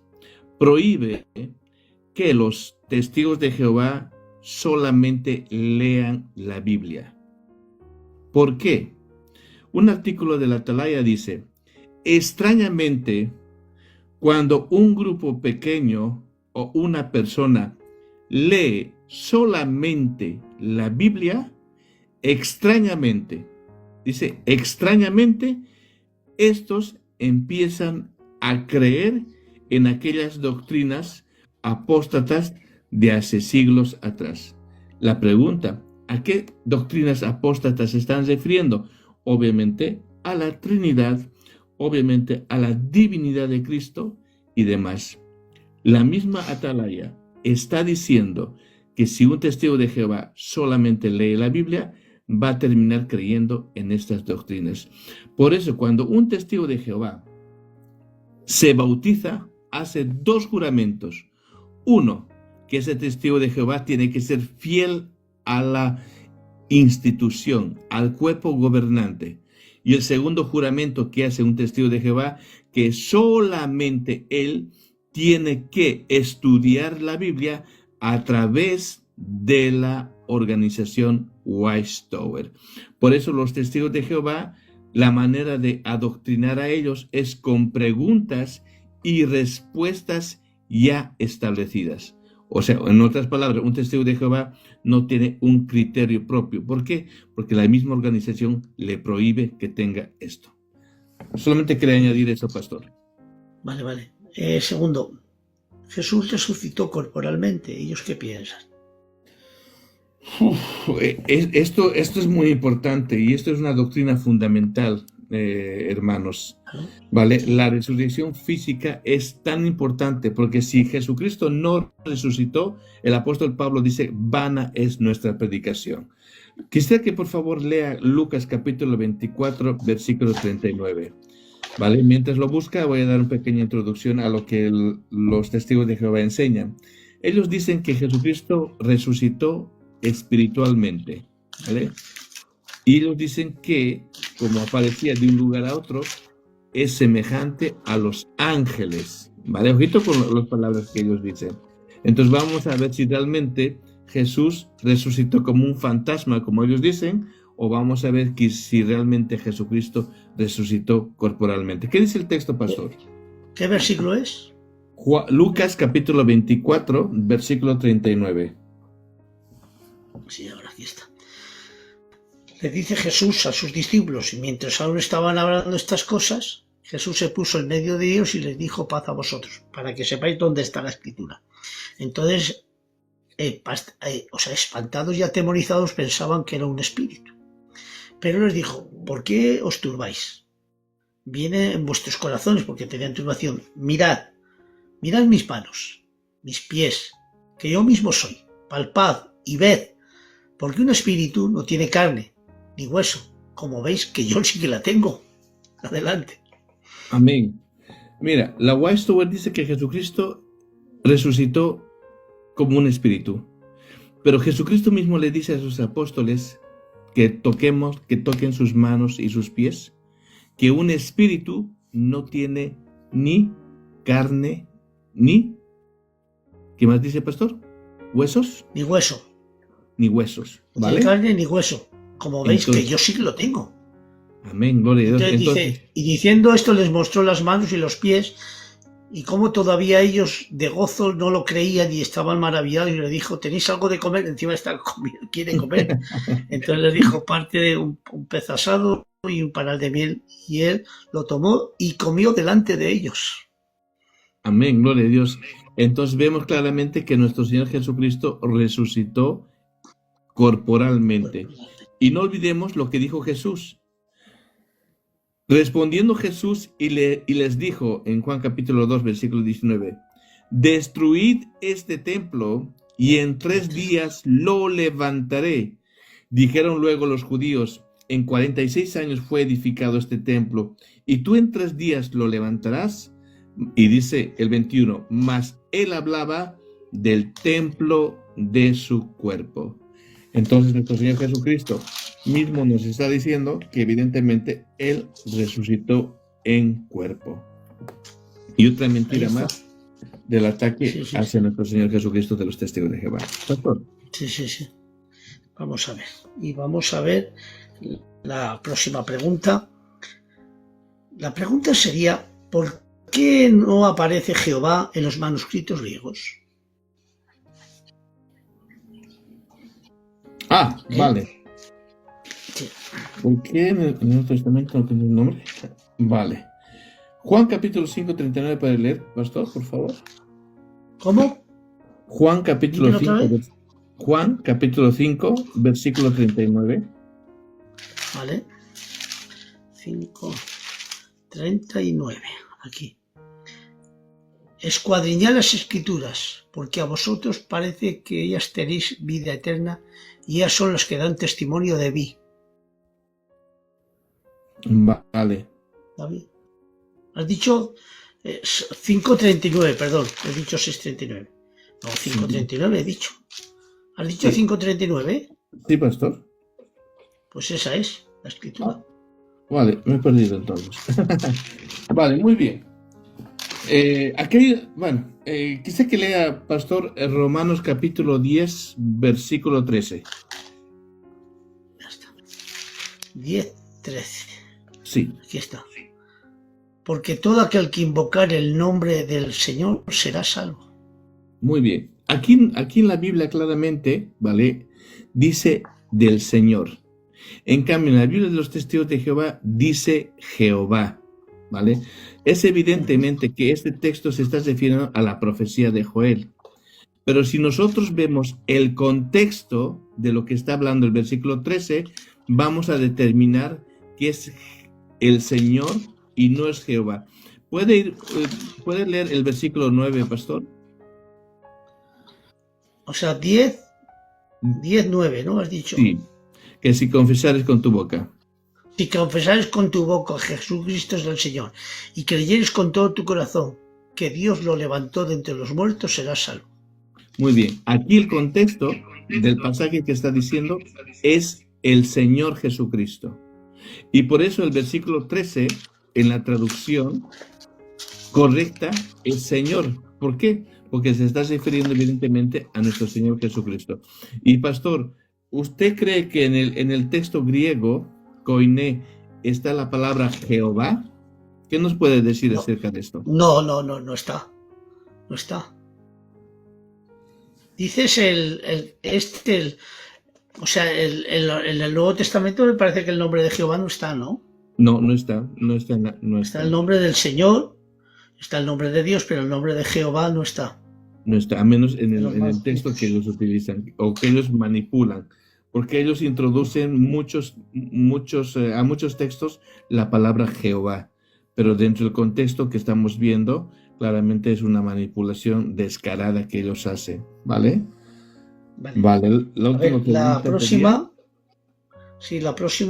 el próximo es, ¿por qué invocar el nombre de Jesús es salvación? Porque ellos no lo creen. ¿Por qué invocar el nombre de Jesús es salvación?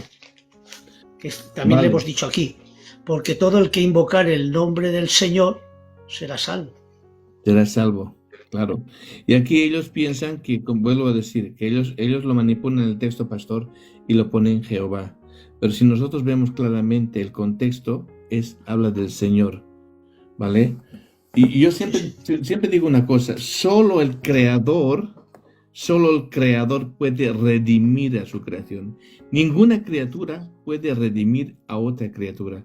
Por ende, Jesucristo es Dios. Ahora, cuando ellos hablan de Juan 1:1, un Dios, ¿vale? En minúscula, aquí tienen un problema grande. ¿Cuál es el problema grande? Que los testigos de Jehová en todo lado, en todo, vendrían a tener dos dioses. Un Dios todopoderoso y un Dios pequeño. Ahora, cuando me sacan el texto de que, evidentemente, de un Dios, la pregunta que yo he hecho, y yo les digo que le hagan a un testigo de Jehová, si ese un Dios es un Dios verdadero o un Dios falso. Si el testigo de Jehová va a decir es un Dios verdadero, se está metiendo en un problema. ¿Por qué? Porque la Watchtower no dice que Jesucristo es el Dios verdadero. Pero si el testigo de Jehová dice que es un Dios falso, se estaría metiendo en otro lío. ¿Por qué? Porque estaría evidentemente yendo en contra de su misma doctrina.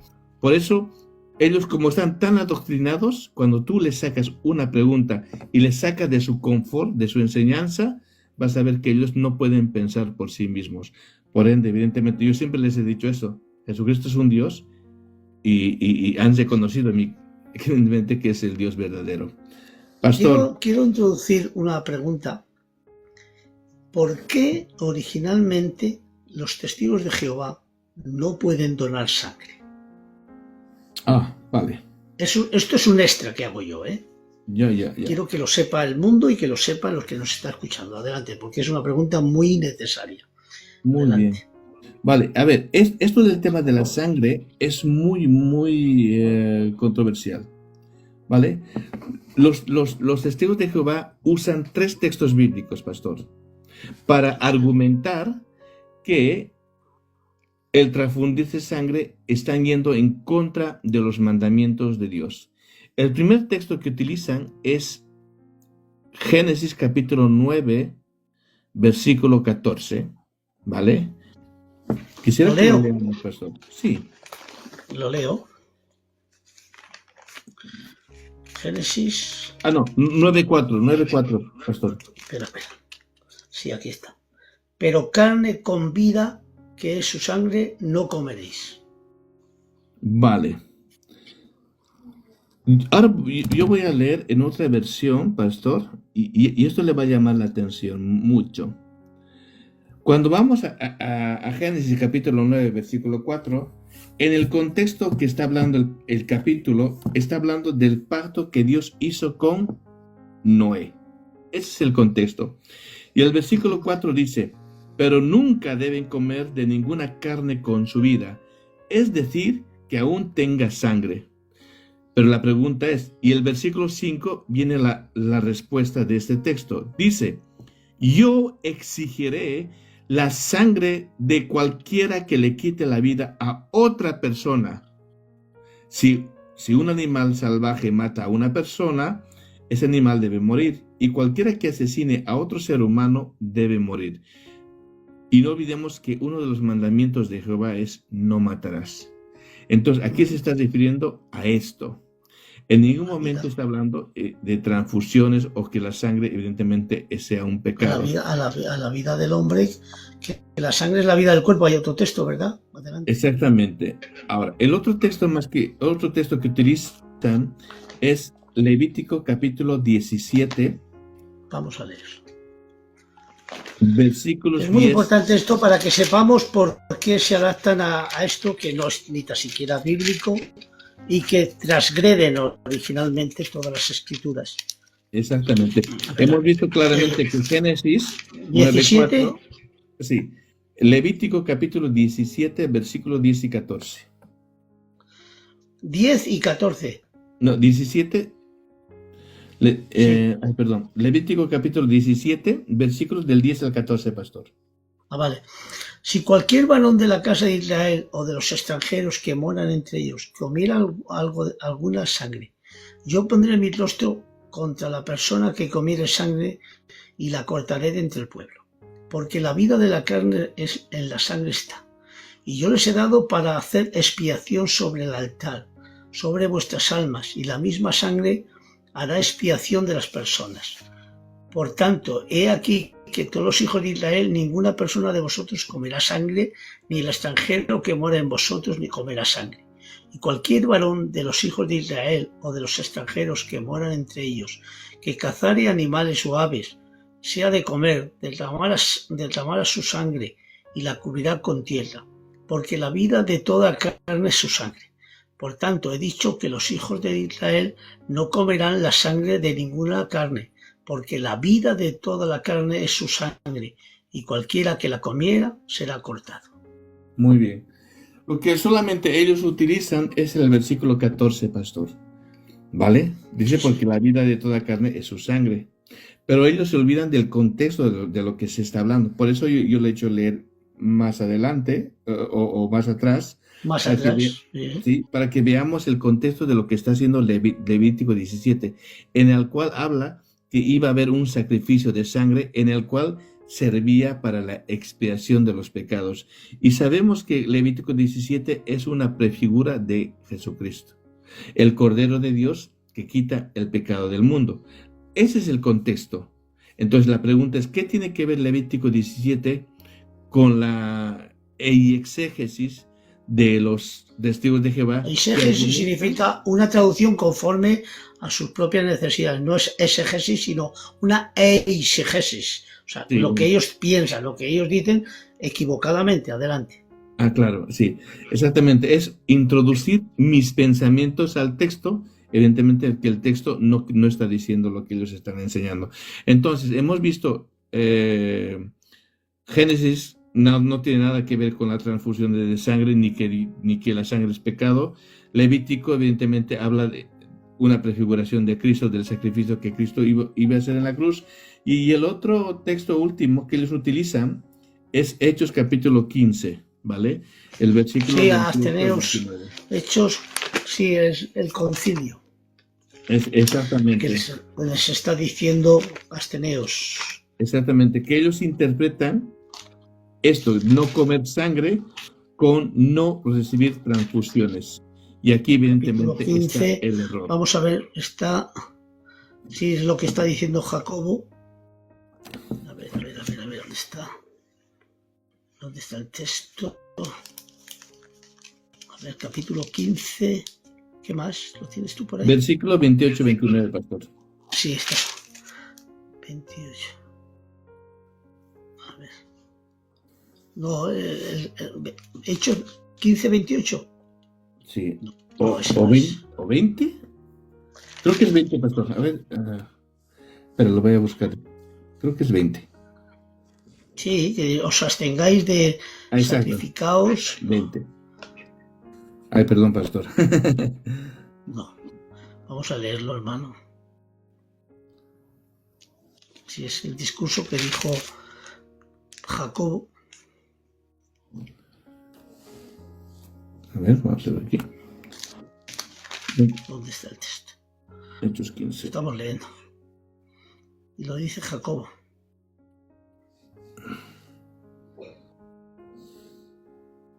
El versículo 20 dice, sino que se les escriba que se aparten de la contaminación. Escriba que se aparten de contaminación de los ídolos, de fornicación, de ahogados y de sangre. Vale.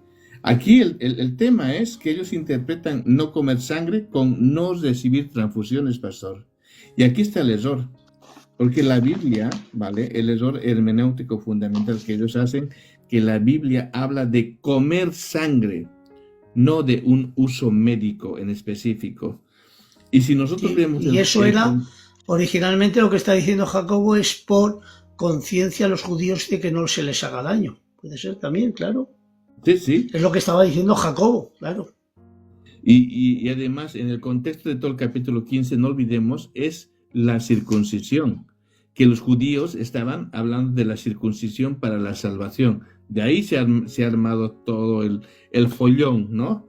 Pero evidentemente sí. Aquí los apóstoles dan estos 4 únicos requisitos para que haya paz entre gentiles y judíos. Y claro, el no comer sangre no tiene nada que ver con un uso médico, ¿vale? Claro. El contexto porque es la dicen alimentación. ellos también que el alma está en la sangre. Sí, ellos sí, dicen sí, que claro. el alma está en la sangre y no se pueden mezclar las almas. La vida porque la vida del cuerpo es la sangre, eso sí que tenemos que saberlo bien, y Ujú. los he dado para expiación. Por eso, hoy voy a matizar un poquitín esto para que lo entendáis, ¿vale? O sea, el alma no está en la sangre. El ser almático es algo diferente a la materia, ¿vale?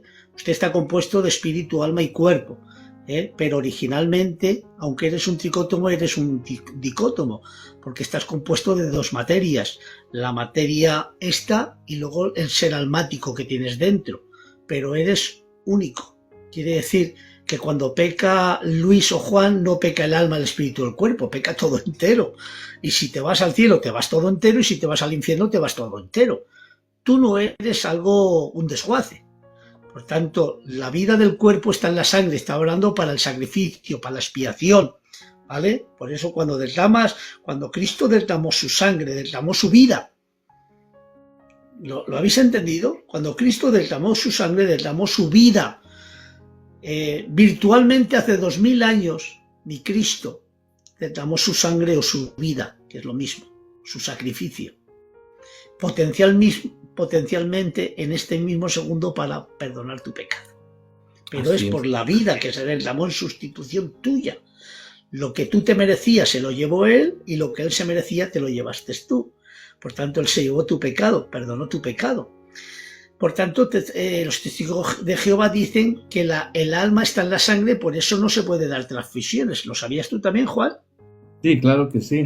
Ahí Pues está. sí. Pero miren qué texto. Este les pega de frente. Y ahora dice, cuando Elías está orando por aquel niño, y dice claramente, y se tendió sobre el niño 3 veces y clamó a Jehová, y Jehová dijo, Dios mío, te ruego que hagas volver el alma de este niño. Por tanto, no estaba en la sangre. Y Jehová oyó la voz de Elías, y el alma del niño volvió a él y revivió. Toma. Amén, gloria a Dios. ¿Qué pasa? ¿Qué pasa? Mira, ¿Quitamos la escritura? y hay una Por cosa tanto, muy importante, pastor, ¿no? Quieras o no, por eso dice Jesús, por vuestra tradición invalidáis los mandamientos de Dios, ¿vale? El tema de la transfusión es tan delicado que un testigo de Jehová puede dejar morir a su padre, a su madre y a su propio hijo.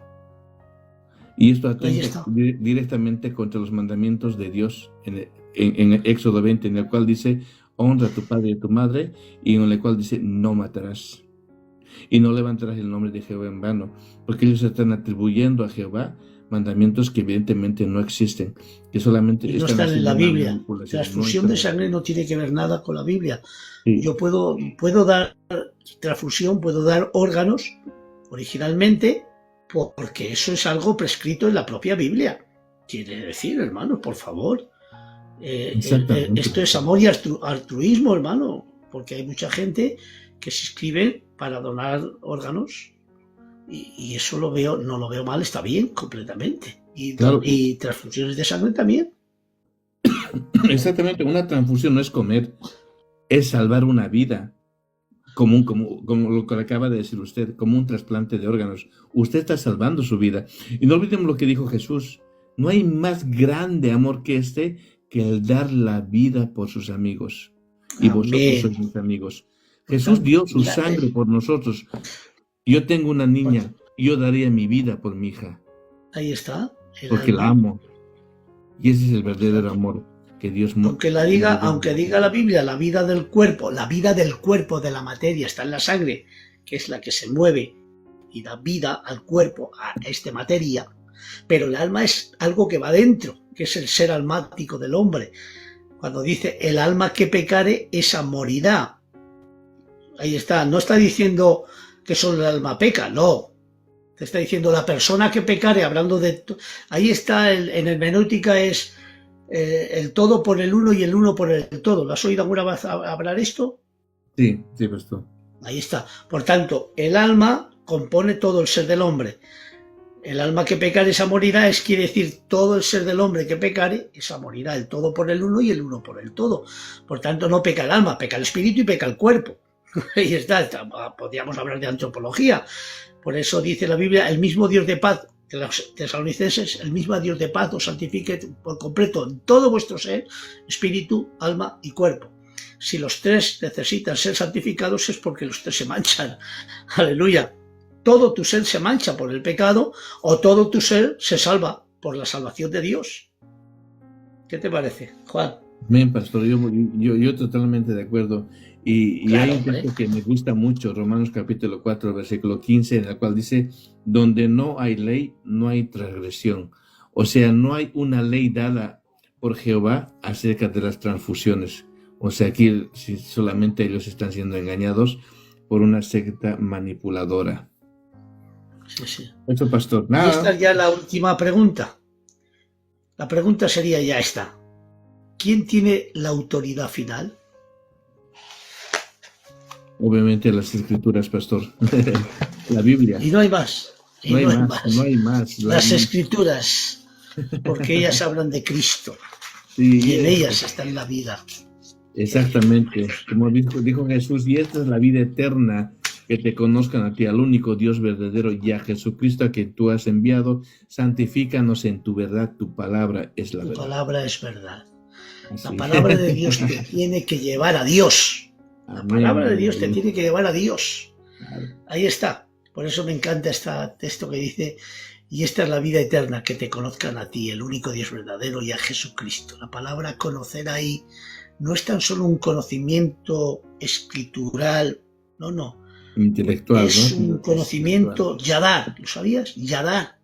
Ujú. O sea, las escrituras te tienen que llevar a Dios, a enamorarte de Él, amarle a Él, a Cristo. Y esto es lo más fascinante. Esto tiene que ser algo que sea el camino abierto para conocerle a Él, porque las escrituras dan testimonio de Él. Por tanto, toda escritura, hermano, que tú leas, es el único libro que cuando lo lees, el autor está presente. Aleluya. ¿Lo sabías, Juan? Claro que Es sí. el único libro que cuando lees, el autor está presente. Exactamente. Por tanto, glorifico a Dios, hermano, de verdad, glorifico a Dios y le doy la gloria y la alabanza porque quiero ser lo más bíblico. No, quiero ser todo bíblico. Que la Biblia hable y que la Biblia nos enseñe. Amén. La teología sin Biblia es filosofía barata. Ujú. Es el texto bíblico lo que tenemos que estudiar, leer. Claro, la teología son las herramientas que podemos interpretar bien la Biblia con la hermenéutica, la homilética, el contexto inmediato, el contexto histórico. Y todo eso, hermanos, son herramientas que nos hacen descubrir lo fascinante que es la Biblia. Por tanto, todo tiene que irte con el fundamento bíblico. ¿Qué te parece, Juan? Adelante. A mí, pastor, yo totalmente de acuerdo, ¿no? Y digo, doy gracias a Dios por conocer la verdad, ¿vale? Yo me da tristeza por esta gente. Son buenas personas. Su esfuerzo, ¿no? Se nota el esfuerzo que ellos hacen, pero no tienen a Dios, no tienen al Padre. Porque Jesús mismo dijo, yo soy el camino, la verdad y la vida. Nadie viene al Padre si no es por mí. Y como ellos no conocen a Jesucristo, no van al Padre. Y como ellos niegan al Espíritu Santo, tampoco pueden, por eso que no conocen a Jesús. Porque claramente dice, quien convence de pecado, de justicia y de juicio es el Espíritu Santo. Y solo por el Espíritu Santo yo puedo llamar al Señor Jesús, Señor y Salvador. 1 Corintios capítulo 12, versículo 3. O sea, ellos no tienen ni al Padre, ni al Hijo, ni al Espíritu Santo. El que niega al Padre niega al Hijo. O sea, eso es. Y el que niega al Hijo niega al Padre. Por tanto, es necesario toda la escritura bien concertada con el contexto bíblico, con todo lo que hay, hermano, y como hemos leído, ya veis que no hemos dado nada de otra cosa, sino solo la Biblia y enseñaros, hermano, de las falsas doctrinas de los testigos de Jehová. Por tanto, hasta aquí, hermano, este coloquio que hemos tenido entre mi hermano Juan, Casa de Dios, y yo, Luis de Logroño. Espero que haya sido de bendición, que os haya abierto un poquito más el conocimiento y que estáis en la verdad, en Jesucristo. Amén. Y eso es lo más fascinante. Voy a leeros, hermano, el texto que más me encanta, de verdad. Primera de Juan 5:20. Ese texto me fascina Primera de Juan 5:20 me encanta, para terminar.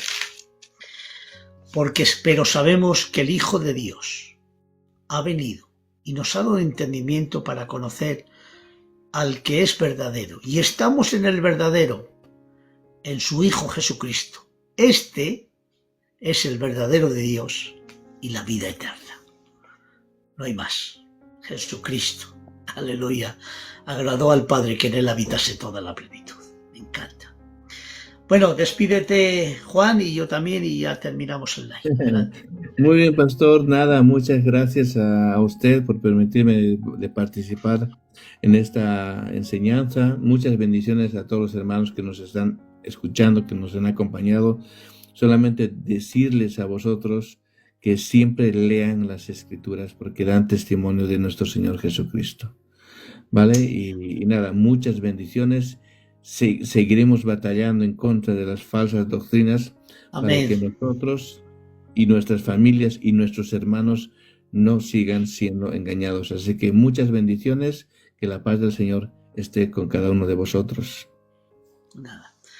Que Dios os bendiga mucho, paz, besos y muchos abrazos a todos vosotros, y que Dios los bendiga, que la bendición de Dios te persiga y te alcance. Que Dios os bendiga.